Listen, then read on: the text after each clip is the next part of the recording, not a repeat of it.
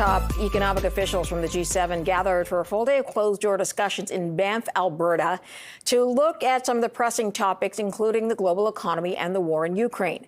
The meeting between the group's finance ministers and central bank governors in the Rocky Mountains is a prelude, of course, to the G7 Leaders Summit that happens in June. That'll happen in Kananaskis in Alberta. To give us a taste of what's going on there, let's go to John Manley, former federal finance minister, former deputy prime minister. He joins us to talk a little bit more about this. Thanks for your time.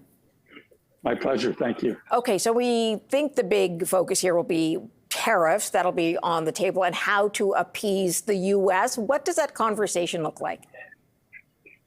Well, first of all, let's bear in mind that this is the first meeting that has been attended by François-Philippe Champagne. It's possibly the first meeting that Treasury Secretary Bessent has attended as well. So everybody is going to want to meet the U.S. Treasury Secretary to try to get a sense of what the U.S. is thinking and planning to do. And for Minister Champagne, it's his opportunity to try to get to know some of his colleagues and counterparts that he hopes to deal with over the next several years. So there'll be lots of one-on-one interactions as well as group discussions that deal with all of those things. Needless to say, the impact of the tariffs will be important. It's important, I think, to note that Secretary Bessent has recently managed to wrestle that file away from the Commerce Secretary, Lutnick, as well as Peter Navarro. So that's actually a good thing, because by all accounts, the Treasury Secretary is kind of the adult in the room on some of those issues. So it will be an important opportunity for all of the G7 finance ministers to get a measure of the Secretary and what he thinks the U.S. will end up doing. Okay, so let's talk a little bit more about where you started, which is this is Champagne's first sit down. This is his chance to present sort of what his outlook is and what he hopes to achieve. How important are these relationships for him moving forward?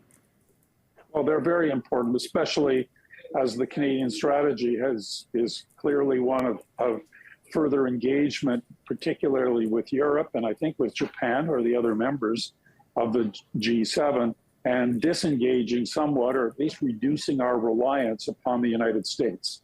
So these relationships are really crucially important.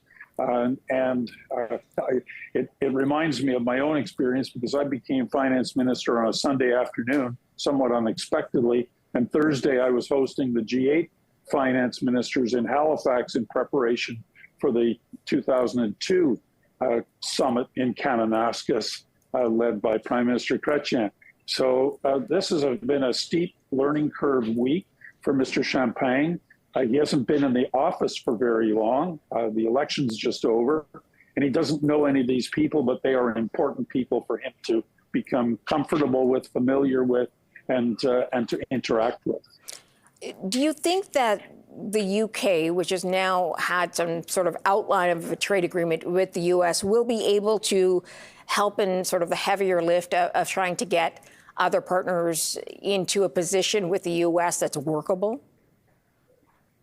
Well, let's understand that the UK didn't really get an agreement. They got an agreement to agree, and it sets a baseline tariff level of 10%.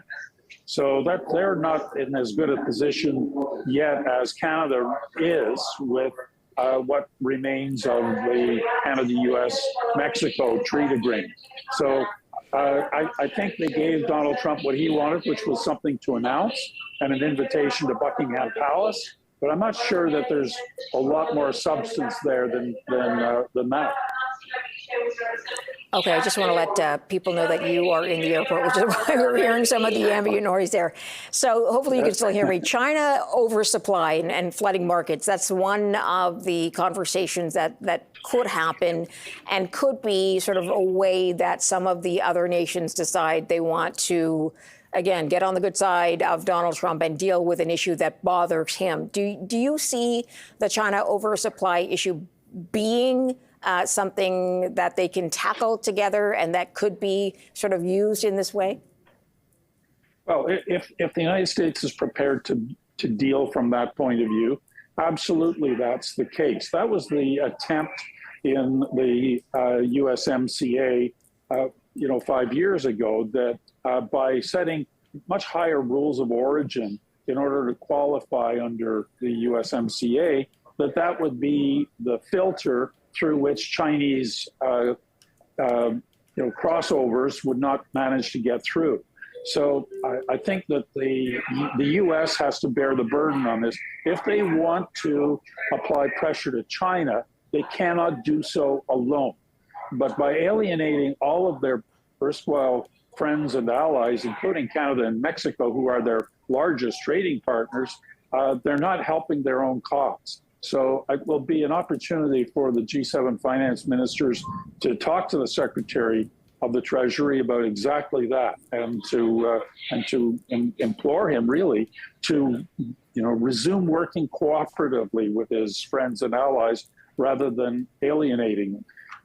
Also, Powell, the head of the Federal Reserve, the chairman of the Federal Reserve, will be there, and that makes for two very significant and also important and serious political and policy decision makers coming from the United States. They're both important to this whole equation. I do want to get you on Ukraine as well, because Ukraine will be represented there. The conflict's sort of stalled. We've seen Trump support Putin. What can be done there on this issue, and do you expect more sanctions? I think that the Europeans will be pressing for more sanctions. I think that Canada has made it clear that we have not wavered in our support for Ukraine, despite the change in government. The Prime Minister met with President Zelensky in Europe and has restated and reinforced Canada's support. So talking about Ukraine, the security concerns that Russia has created for our European allies, the impact on the global economy, and especially on the European economy, as they've sought alternatives to Russian energy products. These will all be important topics for the ministers to address. Just wanted to ask you whether you think the sanctions actually work. Even if we do see more sanctions as a result of this meeting, do you feel they're having the desired effect? We're now, several years later, and Russia's still doing what it's doing. Well, we know they cheat. First of all, we know that there are these ships on the seas carrying Russian crude oil that are not flagged as Russian vessels. We also know that they find ready buyers in India and China who are more than happy to get discounted oil from Russia. So there's a limit to what sanctions can do, but they're better than bullets. So I think that they're the tool that Western countries need to employ in order to exert additional pressure on Russia. This has been a brutal war for Russia. They have lost many, many soldiers, and they have very little to show for it. So I think keeping the pressure up is really the only alternative that the West has. John Manley is a former federal finance minister, former deputy prime minister. So thanks for your time. Appreciate that. My pleasure. Thank you.